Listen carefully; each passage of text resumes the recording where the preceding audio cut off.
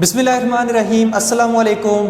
आज हम शुरू करने वाले हैं चैप्टर 13 के जो शॉर्ट क्वेश्चंस हैं, आज हम वो देखने वाले हैं कि वो किस तरह से हैं। ठीक है, तो पहला शॉर्ट क्वेश्चन देखें। A potential difference is applied across the ends of a copper wire, what is the effect on the drift velocity of free electrons by increasing the potential difference. और सेकंड में हमसे पूछा गया है कि decreasing the length and the temperature of the wire. ठीक है, बताते हैं इसमें क्या कहा गया है कि देखें, अगर हमारे पास ये एक कंडक्टर है, ठीक है, ये एक कंडक्टर है और हमने क्या किया, इसके साथ एक बैटरी अटैच की।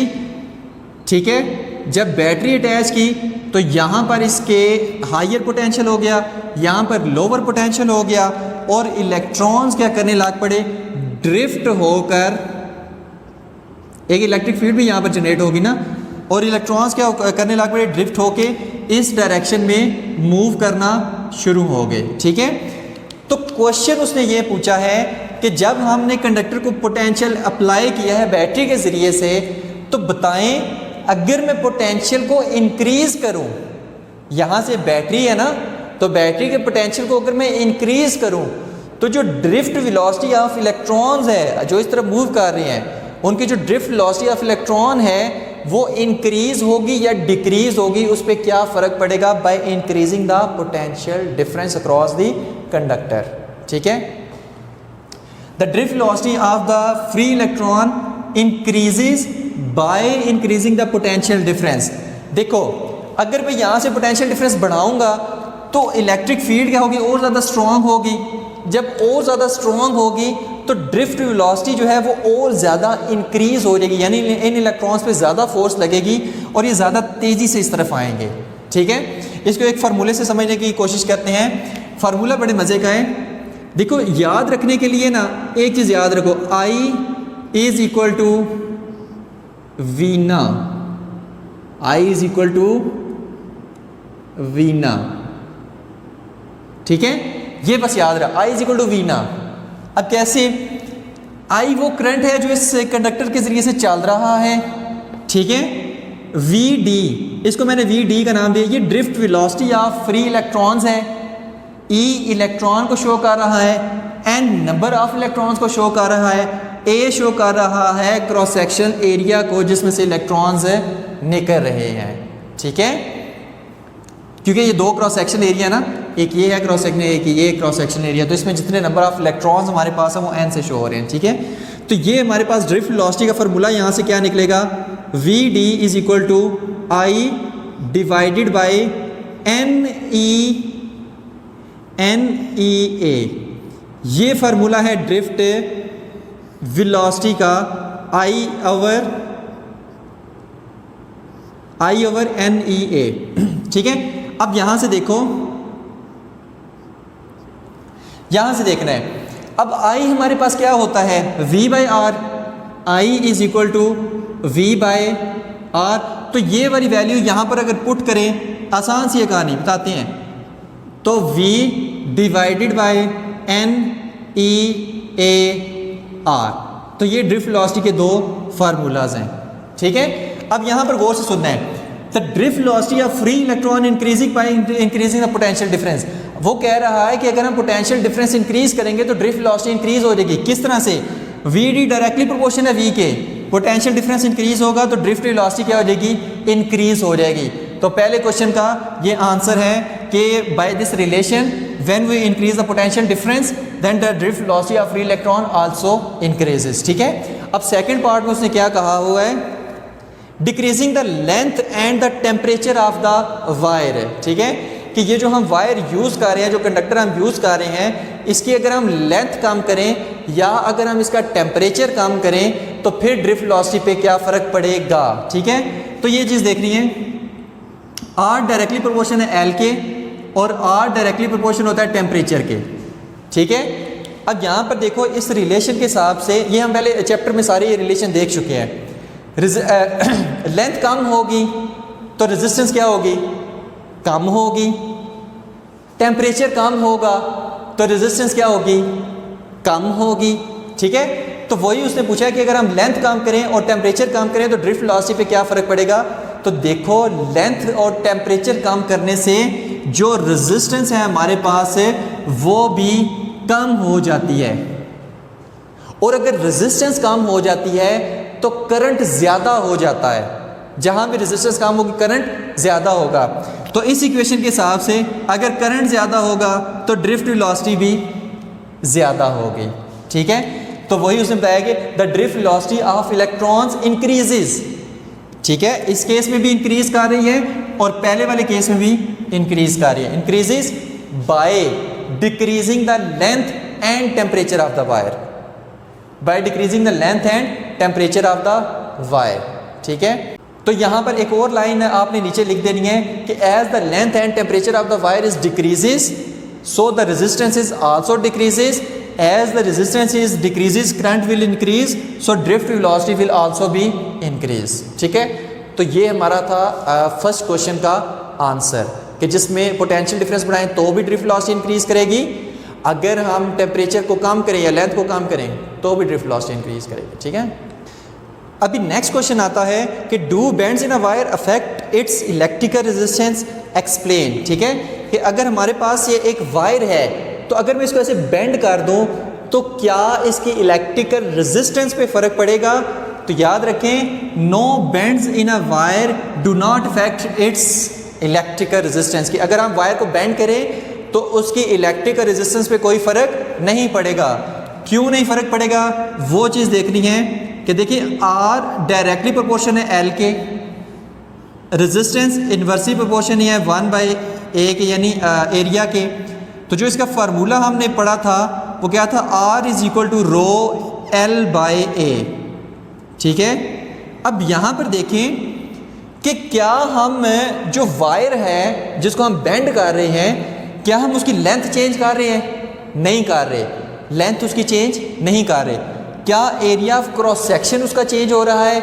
नहीं हो रहा, लिहाजा रेजिस्टेंस भी उसकी चेंज नहीं होगी। यानी ये एक वायर है और मैंने इसकी लेंथ चेंज नहीं की, मैंने इसको ऐसे पकड़ के ऐसे क्या कर दिया, बेंड कर दिया। जब बेंड किया तो लेंथ तो अभी भी उतरी है, और जो इसका ये क्रॉस सेक्शन एरिया है, ये वायर है, ये जो इसका क्रॉस सेक्शन एरिया है ये भी उतरा ही है। तो रेजिस्टेंस क्या होगी, कांस्टेंट रहेगी, रेजिस्टेंस सेम रहेगी। ठीक है, तो इसलिए हम कहते हैं कि no bends in a wire do not affect its electrical resistance. ठीक है, because bends in a wire do not affect its length and cross section area, that is why R remains constant. ये last में line add करनी है। ठीक है, तो ये इस क्वेश्चन का आंसर था, क्योंकि बेंड इन अ वायर से लेंथ और एरिया क्रॉस सेक्शन चेंज नहीं होता, इसलिए रेजिस्टेंस क्या रहेगी, सेम रहेगी। अभी नेक्स्ट क्वेश्चन देखते हैं कि what are the resistances of the resistors given in the figure A and B, what is the tolerance of each, explain what is meant by the tolerance. ठीक है, वो कह रहा है कि ये हमें कोई भी कार्बन रेजिस्टर्स दिए हुए हैं, एक ये वाला है एक ये वाला है। ठीक है, क्वेश्चन में ये दिए हुए हैं और हमें कहा गया है कि आप इसकी और इसकी रेजिस्टेंस की वैल्यू फाइंड करें। ठीक है, तो वैल्यू फाइंड करने के लिए मैंने आपको बताया था कि ये हमारे पास कार्बन कलर कोडिंग के बैंड हैं। तो जो पहला हमारे पास कलर है वो हमें फर्स्ट डिजिट देगा, दूसरा जो कलर है वो सेकंड डिजिट देगा, तीसरा कलर है जो वो हमें नंबर ऑफ जीरोस देगा यानी मल्टीपल्स ऑफ जीरो देगा, और गोल्ड हमें बताएगा कि टॉलरेंस कितनी है, बताते हैं टॉलरेंस क्या है। ठीक है, यानी चौथा बैंड हमें बताएगा कि टॉलरेंस कितनी है। तो इसको पढ़ने से पहले आपको जो टॉपिक ने मेरा colour coding of carbon resistor वो आपको लाजमी आना चाहिए। ठीक है, और इसको याद करने से पहले या इसको करने से पहले आपको एक टेबल है वो भी लाजमी आना चाहिए। आपको याद करने का तरीका मैंने बताया था, colour code for carbon resistance bye physics का सफ़र लिखा है यूट्यूब पे, आपको इसकी पूरी तफसील मिल जाएगी। तो ये जो हमारे पास टेबल है इसका, ये आपको लाजमी याद होना चाहिए, ये असल में वैल्यूज़ देगा। ठीक है, तो ये कौन सी वैल्यूज़ देता है वो चीज़ देखते हैं। अब गौर से देखो कि पहला कलर कौन सा है, ब्राउन है। तो मैंने कहा था कि फर्स्ट कलर फर्स्ट डिजिट देगा, तो यहाँ पर जो ब्राउन का आ रहा है वो 1 है। ब्राउन की वैल्यू कितनी है, 1 है, तो मैं यहाँ पर 1 पुट कर दूंगा। नेक्स्ट कलर आ रहा है ग्रीन, तो ग्रीन की जो वैल्यू है यहाँ पर 5 है, तो मैं मतलब सेकंड कलर है तो सेकंड डिजिट देगा तो 5 पुट कर दिया। थर्ड जो कलर है मतलब रेड है, तो रेड हमें नंबर ऑफ जीरोस देगा कि कितने नंबर ऑफ जीरोस हमें आगे लगा दे। तो रेड के आगे वैल्यू लिखिए 2, मतलब अब मैं इसके आगे 2 जीरोस लगाऊंगा। तो ये 3 कलर हमें क्या बताएंगे, रेजिस्टेंस। यानी इस रजिस्टर है जिसके ये चारों कलर हैं, उसकी जो रेजिस्टेंस है वो हमारे पास 1500 ओम है। ठीक है, अब देखिए गोल्ड है, चौथा बैंड कौन सा है, गोल्ड है, और हमें टॉलरेंस देगा। और गोल्ड की टॉलरेंस कितनी होती है, ±5%। और इसकी हमारे पास टॉलरेंस कितनी आएगी, टॉलरेंस कितनी आएगी, ±5%। ठीक है, यानी कि इसकी ये जो 1500 ओम वैल्यू आई है, इसकी वैल्यू में जो चेंज है वो 5% तक आ सकता है। मतलब ये जो वैल्यू है 1500, ये 5% ज़्यादा भी हो सकती है, 5% कम भी हो सकती है। ठीक है, तो ये मीन होता है टॉलरेंस का। ठीक है, आगे जाके बार उसकी बात करते हैं। ठीक है, तो जो दूसरा उसने रजिस्टर दिया हुआ है इसकी वैल्यूज़ देखते हैं। तो येलो की जो हमारे पास वैल्यू है 4 है, वाइट की जो वैल्यू है वो 9 है। ठीक है, और जो हमारे पास ऑरेंज की वैल्यू है वो कितनी है, 3, मतलब मैं इसके आगे 3 जीरो लगाऊंगा और ओम, यानी इस रजिस्टर की रेजिस्टेंस जो है वो 49,000 ओम है। ठीक है, और सिल्वर है तो सिल्वर का जो हमारे पास है टॉलरेंस बैंड होता है, टॉलरेंस होती है वो ±10% होती है। तो इसकी जो टॉलरेंस होगी वो ±10% होगी, यानी 49,000 से 10% रेजिस्टेंस की वैल्यू ज़्यादा भी हो सकती है, कम भी हो सकती है। ठीक है, यानी इसमें जो गुंजाइश है, इस रजिस्टर में जो गुंजाइश है रेजिस्टेंस को कम या ज़्यादा करने की वो 10% है। ठीक है, नेक्स्ट में उसने पूछा था explain what is mean by tolerance, कि टॉलरेंस का क्या मतलब है। The possible variation in the resistance of a carbon resistors from the marked value is called है, हम टॉलरेंस कहते हैं कि जो हमारे पास मार्क्ड वैल्यू आई हैं उसमें जो वेरिएशन पॉसिबल, जितनी वेरिएशन हो सकती है उसी को हम टॉलरेंस कहते हैं। ठीक है, अब इसको समझने के लिए देखें कि फ़र्ज़ करें ये जो रजिस्टर है इसकी जो हमारे पास वैल्यू आई है वो 100,000 ओम आई है। ठीक है, इसका मतलब है कि आखिर में इसका सिल्वर कलर है, यानी 10% इसकी टॉलरेंस है। तो ये जो वैल्यू है इसमें जो चेंज है वो कितना आ सकता है, ये 900 तक भी हो सकती है और 1100 तक भी हो सकती है। ठीक है, यानी 10% का इसमें चेंज आ सकता है। ठीक है, तो ये था हमारा थर्ड क्वेश्चन चैप्टर 13 के शॉर्ट क्वेश्चंस का। अभी नेक्स्ट क्वेश्चन है हमारे पास, why does the resistance of a conductor rise with temperature, कि जो कंडक्टर की रेजिस्टेंस होती है वो टेम्परेचर के राइज करने से बढ़ क्यों जाती है। अब गौर से सुनना है कि देखिए हमारे पास ये एक कंडक्टर है, ये क्या है, कंडक्टर है, और इसमें बहुत सारे एटम्स भी हैं और बहुत सारे इलेक्ट्रॉन्स भी हैं, इलेक्ट्रॉन्स भी हैं। ठीक है, तो जब इलेक्ट्रॉन्स क्या करेंगे, इस तरफ मूव करेंगे तो उन्हें क्या करना पड़ेगा, एटम्स के साथ टकरा के आना पड़ेगा।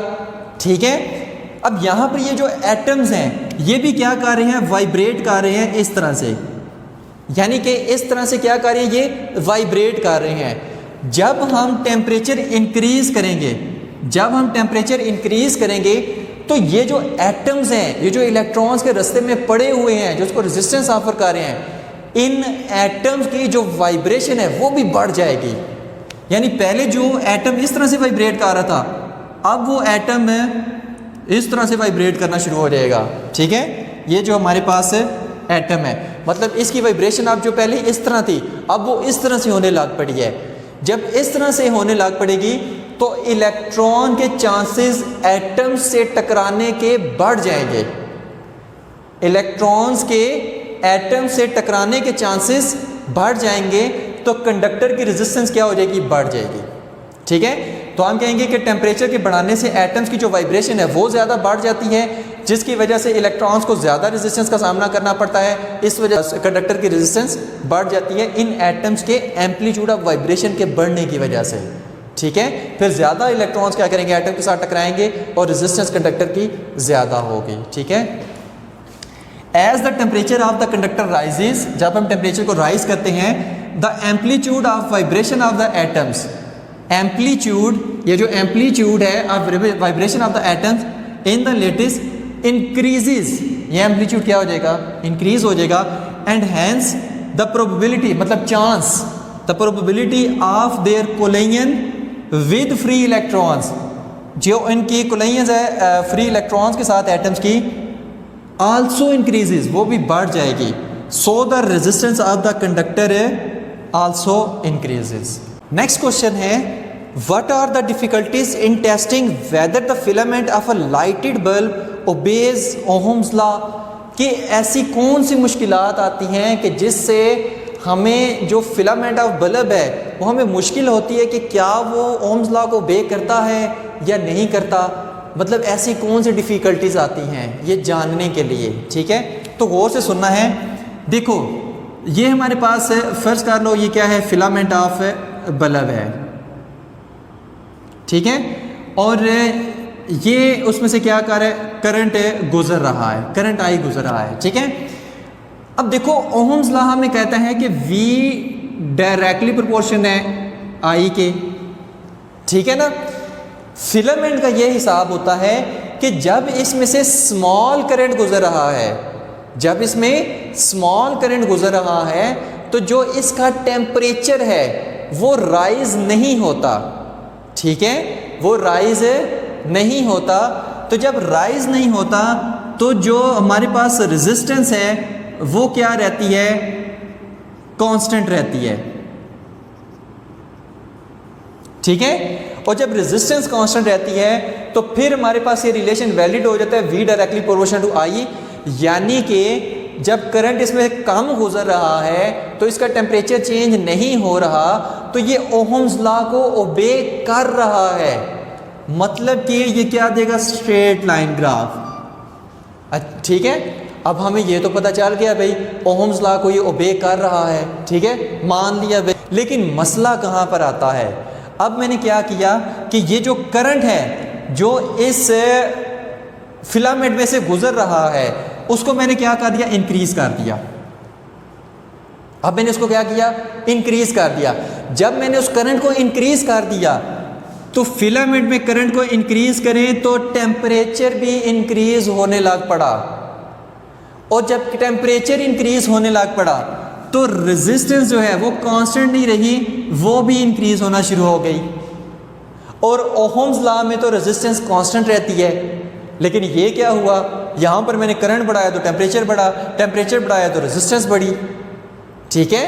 तो फिर इस सेंस में ये ओहम्स लॉ को ओबे नहीं करेगा। जब ओहम्स लॉ को ओबे नहीं करेगा तो ये जो इसकी स्ट्रेट लाइन थी ग्राफ, ये करंट के बढ़ाने से ये ऐसे डाइवर्ट हो जाएगी, यानी अब ये स्ट्रेट लाइन ग्राफ नहीं रहेगा। तो ये टेम्परेचर के बढ़ने और कम होने की वजह से ये मेन हमें मुश्किलात आती हैं कि देखो कि जब करंट कम है तो टेम्परेचर हमारे पास चेंज नहीं हो रहा, ठीक है, तो वो ओहम्स लॉ को ओबे कर रहा है क्योंकि रेजिस्टेंस कांस्टेंट है। लेकिन जब करंट बढ़ रहा है तो फिलामेंट का टेम्परेचर भी बढ़ रहा है, तो फिर रेजिस्टेंस भी बढ़ रही है, तो फिर ओहम्स लॉ को ओबे नहीं कर रहा, यानी कभी ओबे कर रहा है कभी ओबे नहीं कर रहा। ये किसकी वजह से है, ये टेम्परेचर की वजह से है। तो जो मेन डिफिकल्टी है यही है, the main difficulty is the rise in temperature of the filament with increase in current. जो मेन डिफिकल्टी है वो करंट के बढ़ाने की वजह से टेम्परेचर बढ़ जाता है, ये मेन मसला है जिसकी वजह से वो ओहम्स लॉ को ओबे नहीं करता। पहले ओबे कर रहा है बाद में नहीं कर रहा। क्यों नहीं कर रहा, क्योंकि करंट बढ़ने से रेजिस्टेंस बढ़ गई है, करंट बढ़ने से करंट बढ़ने से टेम्परेचर बढ़ा है जिसकी वजह से रेजिस्टेंस बढ़ गई है, ओहम्स लॉ को भी नहीं कर रहा, ठीक है। तो the main difficulty is the rise in temperature of the filament with increase in current. When the current passing through the filament is small, जब करंट स्मॉल होगा then the energy dissipation is also small, यानी जो उसमें energy खर्च हो रही है वो भी कम होगी। So the temperature and hence resistance remains constant, यानी फिर रेजिस्टेंस भी कांस्टेंट रहेगी और टेम्परेचर भी कांस्टेंट रहेगा, क्यों करंट ही नहीं बढ़ रहा। तो इस सेंस में हम कहते हैं कि Ohm's law is obeyed, Ohm's law obey कर रहा है। लेकिन फिर मसला कहाँ पर आया, as the current in is further increased the resistance of filament continuously increase due to the rise in temperature, so Ohm's law is not obeyed. Main मसला यहाँ पर आया कि जब हमने फिर करंट बढ़ाना शुरू किया तो टेम्परेचर बढ़ गया, टेम्परेचर बढ़ गया तो रेजिस्टेंस बढ़ गई, रेजिस्टेंस बढ़ गई तो वो ओहम्स लॉ को ओबे नहीं करेगा, यानी V डायरेक्टली प्रोपोर्शनल है V डायरेक्टली प्रोपोर्शनल है, I वाला रिलेशन होल्ड नहीं करेगा रेजिस्टेंस के बढ़ने से, रेजिस्टेंस कांस्टेंट रहनी चाहिए। तो फिर जो स्ट्रेट लाइन ग्राफ आ गया वो डेविएट कर जाएगा। अब हम क्या कहें कि ये ओम्स लॉ को बे कर रहा है, नहीं कर रहा, क्या कहें, ठीक है। तो जो मेन डिफ़िकल्टी है वो टेम्परेचर है, ठीक है। टेम्परेचर के बढ़ने से रेजिस्टेंस बढ़ जाती है, जिसकी वजह से ओम्स लॉ को बे नहीं करता। तो शुरू में ओबे करेगा लेकिन करंट बढ़ने से फिर ओबे नहीं करेगा, ठीक है। तो ये था इसका आंसर। अभी नेक्स्ट क्वेश्चन हम देखते हैं, question number 6। Question number 6, is the filament resistance lower और higher in 500 watt bulb 220 volt light bulb than in 100 watt 220 volt bulb, ठीक है। कि देखें एक बल्ब हमारे पास 100 वाट का है, एक बल्ब हमारे पास 500 वाट का है, दोनों में से रेजिस्टेंस की वैल्यू किसकी ज़्यादा होगी, ठीक है। तो वो चीज़ देखते हैं। देखो पहले की कंडीशन पूरी करते हैं। पहला जो बल्ब है उसकी जो पावर है P1 का नाम दे लें, पावर कितनी है 500 वाट है इसकी पावर, ठीक है। अब जो दूसरा बल्ब है सॉरी इसकी हमारे पास जो वोल्टेज है वो कितना है 220 वोल्ट, फाइंड के करनी है R1, तो ये फाइंड करनी है एक, ठीक है। अब जो दूसरा बल्ब है उसकी जो पावर है वो कितनी है 100 वाट है, उसको जो वोल्टेज मिल रहा है V2 का नाम दें, वो भी कितना है 220 वोल्ट है, और रेजिस्टेंस R2 हमने क्या करनी है फाइंड करनी है, ठीक है। अब गौर से देखें कि जो इसमें हम रेजिस्टेंस फाइंड करेंगे वो कौन से फार्मूले की मदद से करेंगे, वो चीज़ देखनी है, ठीक है। अब यहाँ पर जो पावर का फार्मूला आएगा वो चीज़ देख लेते हैं कि देखो पावर हमारे पास क्या होती है P is equal to VI, और जब मैं V की जगह जब IR पुट करूँगा तो P is equal to I square R बन जाएगा। अब I की जगह जब V/R पुट करूँगा तो बनेगा P is equal to V square by R square into R, तो ये R इससे कट गया और P is equal to V square by R, ठीक है। ये वाला फार्मूला लगेगा जिसमें हमारे पास पावर भी है, वोल्टेज भी है, R भी है, ठीक है। ये हम पहले ये सारे पावर के फार्मूले डिराइव कर चुके हैं, इसलिए थोड़ी सी स्पीड में किया है, ठीक है। अब यहाँ पर हम ये जब फार्मूला पुट करेंगे तो V स्केयर बाई R आ जाएगा, R जब इधर आएगा तो क्या आएगा R is equal to V square by P। तो इस फार्मूले से हम क्या करेंगे रेजिस्टेंस फाइंड करेंगे 500 वाट बल्ब की। तो इसको V1 का नाम दे लें, इसको P1 का नाम दे लें। जब इसमें वैल्यूज़ पुट करेंगे तो V1 की जगह 220 वोल्ट, तो 220 का होल स्केयर, पावर की जगह 500 तो यहाँ पर पुट कर दिया 500, तो जो रेजिस्टेंस हमारे पास है इसकी निकलेगी वो कितनी निकलेगी 96.8 ओम, 96.8 ओम। यानी इसकी जो इस बल्ब की जो रेजिस्टेंस है वो 96.8 ओम है। इसे भी कुछ इसी तरह करेंगे, ठीक है। R is equal to V1 का स्केयर डिवाइडेड बाई P, यहाँ पर V2 है तो V2 का स्केयर डिवाइडेड बाई P, ये वाला फार्मूला इसमें लगेगा, ठीक है।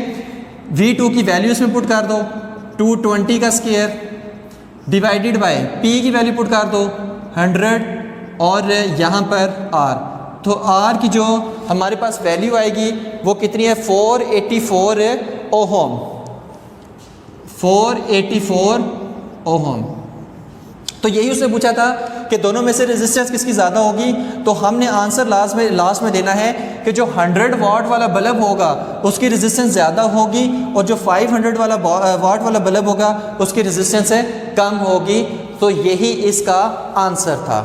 अब नेक्स्ट क्वेश्चन देखें कि describe a circuit which will give a continuous varying potential. ऐसा सर्किट बताएं कि जो कॉन्टीन्यूस वेरिंग पोटेंशियल दे, ठीक है। तो ऐसा सर्किट अभी हमने लास्ट टॉपिक में पढ़ा है, क्वेश्चन नंबर 7 है। वो कौन सा सर्किट है कि जो कॉन्टीन्यूस वेरिंग पोटेंशियल दे, वो हमारे पास है वो पोटेंशियोमीटर है। पोटेंशियोमीटर एक ऐसा हमारे पास डिवाइस है जो हमारे पास कॉन्टीन्यूस वेरिंग पोटेंशियल देती है। किस तरह से, अगर हम ये बैटरी लगाएं, बैटरी के साथ हमने क्या की थी, ये लॉन्ग वायर अटैच की थी, ठीक है। पोटेंशियोमीटर वाला लाजमी इसमें टॉपिक पढ़ना है, ठीक है, इस क्वेश्चन को समझने से पहले। यहाँ पर क्या किया था, वोल्ट मीटर अटैच कर दिया था और यहाँ पे जॉकी अटैच कर दी थी, ठीक है। ये टर्मिनल A, ये टर्मिनल B, ये टर्मिनल C, इसका EMF E था, ठीक है। तो देखो इस जॉकी को या इस स्लाइडिंग कॉन्टैक्ट को मैं जब यहाँ पर रखता हूँ तो वोल्ट मीटर कोई और पोटेंशियल देता है, जब यहाँ पर रखता हूँ तो पोटेंशियल यहाँ पर पोटेंशियल डिफरेंस ज़्यादा ये देता है। जब इस जॉकी को मूव करके मैं यहाँ पर लेके जाता हूँ तो वोल्ट मीटर पोटेंशियल और ज़्यादा देता है। यानी जॉकी को मैं जैसे जैसे आगे की तरफ मूव करा रहा हूँ तो पोटेंशियल डिफरेंस भी चेंज हो रहा है। तो वही उसने पूछा था कि ऐसी कौन सी डिवाइस है जो हमें कॉन्टिन्यूस वेरिंग पोटेंशियल देती है, तो वो डिवाइस पोटेंशियोमीटर है, और जिसका हमारे पास फार्मूला आया था VAC is equal to R over capital R into E। ठीक है, where R is the resistance between terminal A and C, capital R is the total resistance of wire and E is the EMF of the battery. ठीक है, तो ये इसका answer था कि हमारे पास पोटेंशियोमीटर ऐसा सर्किट है जो कॉन्टिन्यूस वेरिंग पोटेंशियल देता है। जॉकी को आगे मूव करते जाएंगे तो पोटेंशियल भी चेंज होता जाएगा। ठीक है, तो ये था हमारा क्वेश्चन नंबर 7। अभी नेक्स्ट क्वेश्चन देखते हैं। सेकंड आस्क्ड क्वेश्चन है, explain why the terminal potential difference of a battery decreases when the current drawn from it is increased.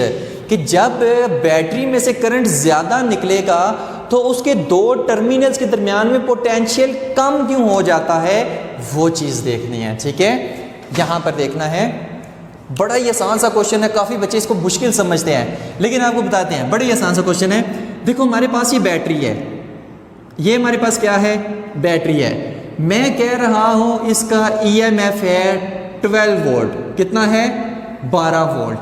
ठीक है, लेकिन जब मैं इस बैटरी को किसी सर्किट में लगाता हूँ, फर्ज करो इस सर्किट में मैंने इसको लगा दिया, तो तब ये जो इस सर्किट को वोल्टेज देगी वो फर्ज करो, अब इसका EMF कितना था, 12 वोल्ट, लेकिन सर्किट को इसको फिर 12 वोल्ट देने चाहिए। अगर इसका EMF 12 वोल्ट है तो इसको सर्किट को 12 वोल्ट देने चाहिए, लेकिन ये 12 वोल्ट देती नहीं है, ये 12 वोल्ट से कम देती है। फर्ज करो ये जो वोल्ट मीटर सर्किट के क्रॉस पोटेंशियल डिफरेंस मेजर करेगा वो 8 वोल्ट है। अब बैटरी 12 वोल्ट की है, दे 8 वोल्ट रही है, भाई ये क्या सिस्टम है, तो वो चीज़ देखते हैं। अब देखो सेल के अंदर भी एक इंटरनल रेजिस्टेंस होती है। ठीक है, क्योंकि सेल के अंदर इलेक्ट्रोलाइट होता है ना, तो जब सेल के अंदर से इलेक्ट्रॉन्स गुजरते हैं तो इलेक्ट्रोलाइट से लड़ भिड़ के गुजरते हैं, तो कुछ पोटेंशियल वहाँ पर ज़ाया कर देते हैं। ठीक है, तो यहाँ पर जो इसके सेल के टर्मिनल्स के दरमियान में रेजिस्टेंस को हम ऐसे शो कर रहे हैं। ठीक है, तो अब ये पूरा क्या है, सेल है। ठीक है, और ये क्या है, रेजिस्टेंस है, और ये क्या है, वोल्ट मीटर, ये वही है।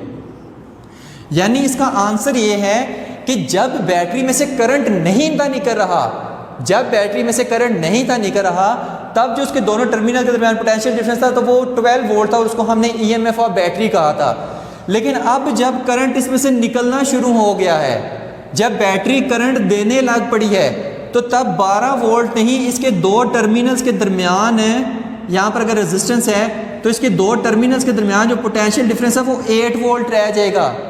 भाई ये क्या हुआ, जब करंट बैटरी नहीं दे रही तो 12 वोल्ट है, दो टर्मिनल्स के दरमियान उसका पोटेंशियल डिफरेंस है, लेकिन जब बैटरी करंट देना शुरू हो गया, साथ सर्किट अटैच कर दिया है, तब उसके जो दो टर्मिनल्स के दरमियान पोटेंशियल डिफरेंस है वो कम हो गया है। तो वही उसने क्वेश्चन पूछा कि क्यों कम हुआ है, तो भाई कुछ पोटेंशियल, ये जो सेल के अंदर की ये इंटरनल रेजिस्टेंस है, ये वाली जो इंटरनल रेजिस्टेंस है स्मॉल आर इसको शो करते हैं, कुछ पोटेंशियल ये खा जाती है। ठीक है, तो उसने क्वेश्चन में यही पूछा था कि जब बैटरी में से करंट निकलना शुरू हो जाता है तो बैटरीज के दो टर्मिनल्स के दरमियान पोटेंशियल डिफरेंस कम क्यों हो जाता है। पहले 12 वोल्ट है, लेकिन जैसे करंट निकलना शुरू हुआ तो दो टर्मिनल्स के दरमियान इसका पोटेंशियल डिफरेंस कम हो गया, तो ये क्यों हुआ है, तो आंसर इसका यही है कि वो इसलिए कम हुआ है क्योंकि कुछ पोटेंशियल इसकी जो इंटरनल रेजिस्टेंस है बैटरी की वो खा गई है, जिसकी वजह से इसका पोटेंशियल कम हो गया है। तो ये चीज़ याद रखनी है। इसके लिए फार्मूला हमारे पास कौन सा है, VT is equal to E-IR। ठीक है, तो जो यहाँ पर पोटेंशियल है इन दो पॉइंट्स के दरमियान वही यहीं पर पोटेंशियल होगा। ठीक है, तो इसलिए यहाँ पर क्या है, 8 वोल्ट है। अब देखो असल में बैटरी का पोटेंशियल कितना था, 12 माइनस IR भी तो पोटेंशियल डिफरेंस ही है ना, IR भी तो पोटेंशियल है, लेकिन कौन सी, इंटरनल रेजिस्टेंस का। यहाँ पर जो इंटरनल रेजिस्टेंस में उसने पोटेंशियल ड्रॉप किया वो कितना था, 4, तो जो VT टर्मिनल पोटेंशियल डिफरेंस आया वो कितना आया, 8 वोल्ट। ठीक है, यानी है 12 था है 12 था, रह 8 गया, बाकी का कहाँ गया? वो कहते हैं कि इंटरनल रेजिस्टेंस कहाँ गई। ठीक हो गया। तो ये इसका आंसर आपने लाजमी देना है कि when the current drawn from the battery is increased, the potential drop across the internal resistance is increased. Therefore, according to this relation, VT is equal to E minus IR, the terminal potential difference is decreased. ठीक है, तो ये चीज़ याद रखनी है। अभी हम करने जा रहे हैं अपना लास्ट क्वेश्चन इस चैप्टर का। अब लास्ट क्वेश्चन इसका करने जा रहे हैं कि what is Wheatstone bridge, how can it be use to determine an unknown resistance, कि व्हीटस्टोन ब्रिज क्या होता है और इसको हम अननोन रेजिस्टेंस फाइंड करने के लिए कैसे यूज़ करते हैं। देखिए व्हीटस्टोन ब्रिज हम पहले काफ़ी डिस्कस कर चुके हैं, ठीक है, ये हमारे पास लॉन्ग क्वेश्चन में भी है, ठीक है, तो इसकी वीडियो आप हासिल करते हैं व्हीटस्टोन ब्रिज बाय फिजिक्स का सफ़र, वहाँ पर जाकर इसको लाजमी तफसील से देखना है। तो यहाँ पर आपको शॉर्ट सा डिस्कस करते हैं कि देखिए व्हीटस्टोन ब्रिज हमारे पास ऐसा ब्रिज होता है कि जिसमें 5 रेजिस्टेंसेज होती हैं, R1, R2, R3, R4 और ये RG, गैल्वानोमीटर भी एज अ रेजिस्टेंस में काम करता है। ठीक है, तो देखिए हम इसे व्हीटस्टोन ब्रिज हमारे पास ऐसी डिवाइस है जिसे हम अननोन रेजिस्टेंस फाइंड करते हैं। ठीक है, तो ये होता है व्हीटस्टोन ब्रिज, क्योंकि पहले पार्ट ऑफ क्वेश्चन था कि व्हाट इज़ व्हीटस्टोन ब्रिज। ठीक है, तो Wheatstone bridge is a device which is use to find the unknown resistance. ठीक है, अननोन रेजिस्टेंस फाइंड करने के लिए यूज़ होता है।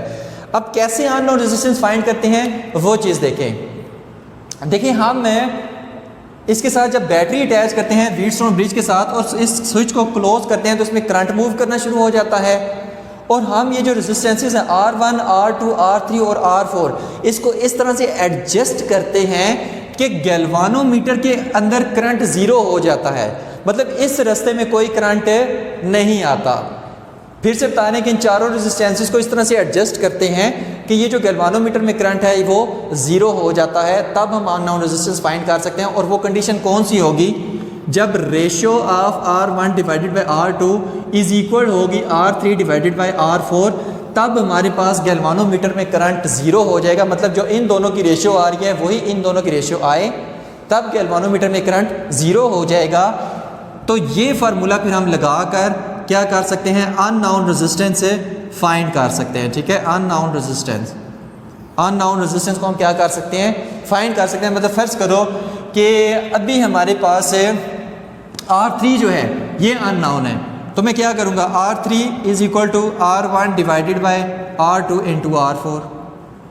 ठीक है, तो 3 रेजिस्टेंसेस अगर हमें पता हो तो हम चौथी फाइंड कर सकते हैं। तो गैल्वानोमीटर में कब करंट जीरो होगा? जब ये कंडीशन सेटिस्फाइड होगी कि जो इन दोनों का आंसर आ रहा है वही इन दोनों का आंसर है, तब गैल्वानोमीटर में करंट जीरो हो जाएगा। तो इस तरह से हम अननोन रेजिस्टेंस फाइंड कर सकते हैं। ठीक है, तो यहाँ पर होते हैं हमारे शॉर्ट क्वेश्चन ख़त्म। तो होप्स हो कि आपको सारी समझ आ गई होगी। अगर फिर भी आपका कोई क्वेश्चन हो तो आप मुझसे कमेंट बार में पूछ सकते हैं। Thank you very much. अल्लाह हाफिज़।